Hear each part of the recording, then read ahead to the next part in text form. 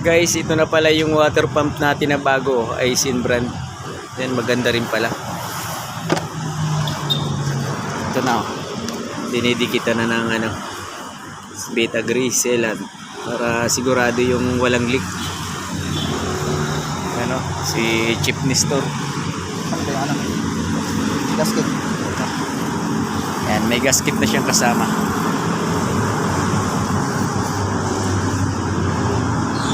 Yun. Sakto. Bagong bago.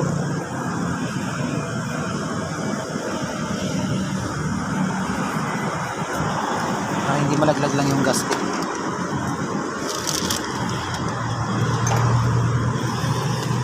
Sino ba yun? Basahan ko din. Ayun guys, kakabit na yung bago. Yan o. Yun. Tornilyo. Yun. So, kailangan isintro nyo ng maayos sa tornilyo. Hindi kaya, cellphone ko yan, busag din. Para hindi lilihis. Yun.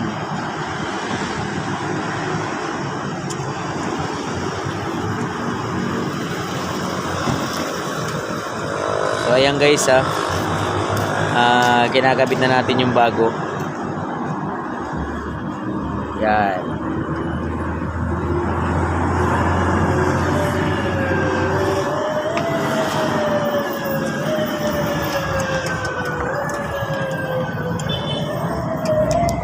Yun.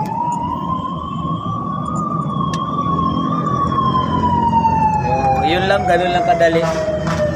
So maglagay ng magkabit ng water pump ng Mirage. Okay. So unti-untiin muna natin guys ang pagkakabit nito, yung mga tornilyo. Ayan guys, naikabit na natin yung bagong water pump. So yung pulley na lang uli. Yung iba nakakabili ng bahay din. Guys, yung pulley, kailangan isintro nyo yan sa tornilyo kasi mahirap isintro yan eh. Ayan. Kailangan kukunin mo yung diretsyo para pag nilagay mo yung gis na tornilyo, mabilis ilagay. Yun.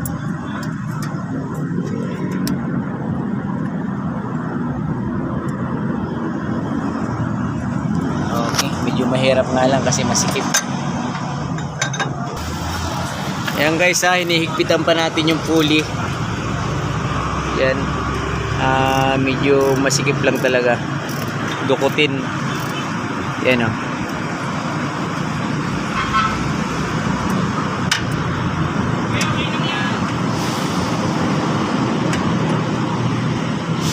Ayan yung ating technician, si Boss Nestor. Yan, Chip Nestor. Chip.